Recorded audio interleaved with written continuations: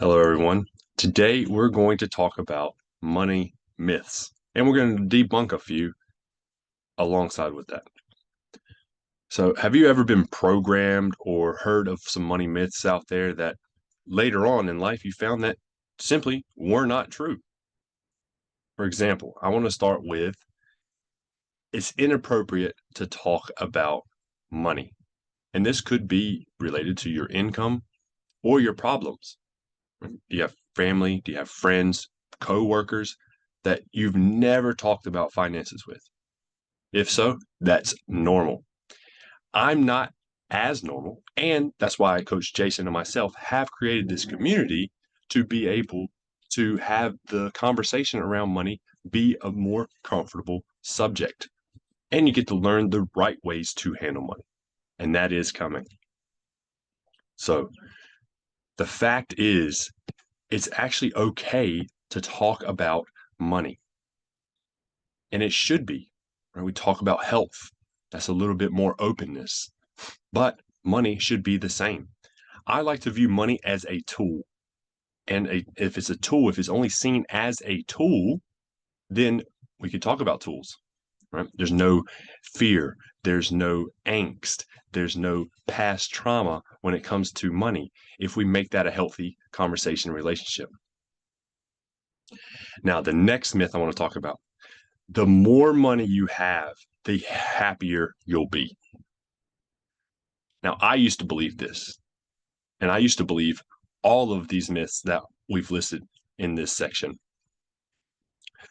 But when I started to gain more wealth and I started to gain more money when it came to my age, right? Over time, you accumulate more money. You start earning more money, and you also start spending more money.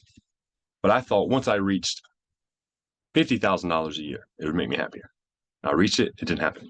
Then I reached $70,000 a year, and I thought that was going to happen, and it didn't happen. And then I thought, well, I'm going to be a millionaire. That was my goal. And I became a millionaire, and nothing changed. I wasn't any happier. I wasn't any less happy or more happy. I reached this milestone that I wanted to reach for a long time. And it's okay, but that's not what makes you happy. To take it even a step further, I've read stories and I've heard of where a billionaire, yes, B as a billionaire, killed himself. He committed suicide because he lost several billion in a deal. Now, he still had multiple billions to go. He, from memory, he went from like 13 billion down to 6.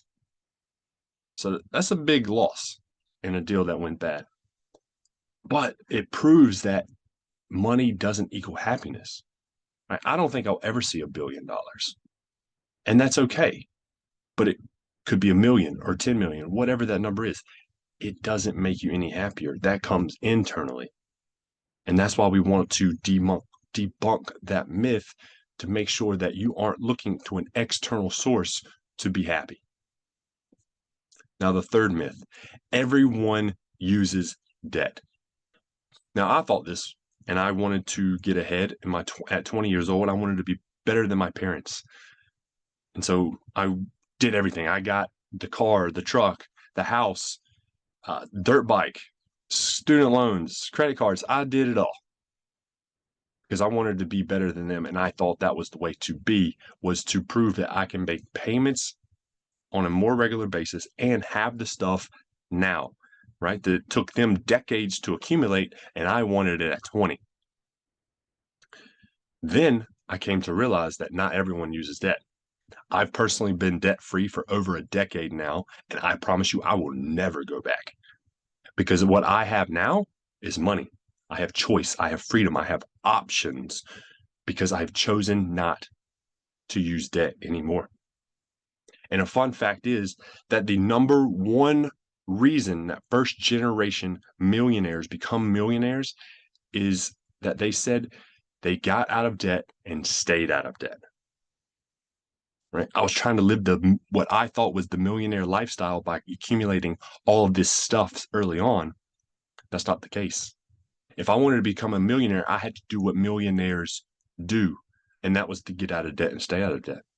And I'm happy to say that once I got out of debt over 10 years ago, my wealth has accumulated a lot more than it would have if I was continuing to pay interest to credit cards, banks, insurance companies, all of these things that was taking my money instead of me keeping it and investing in myself and investing for my future.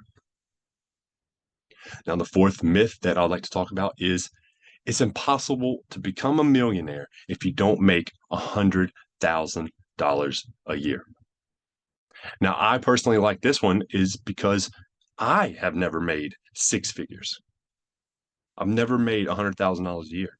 And I have proven that even though I haven't made that, I've been able to accumulate seven figures of wealth.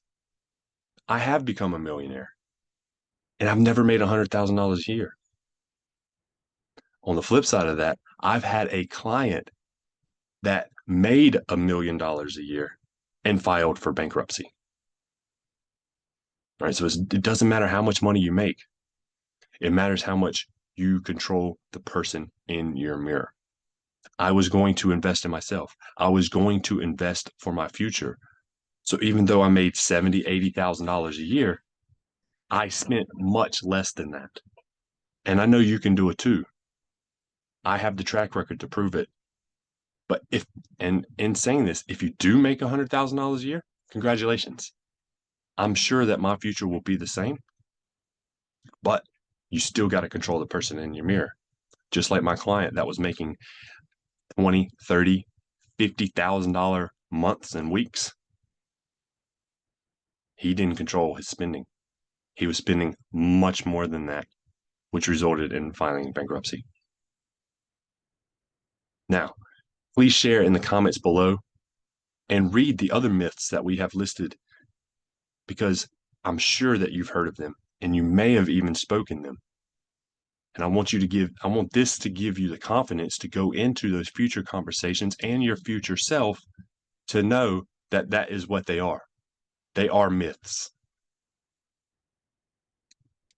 So please comment below with some of the other ones that we don't have listed, and I look forward to debunking those alongside with you. Have a beautiful day.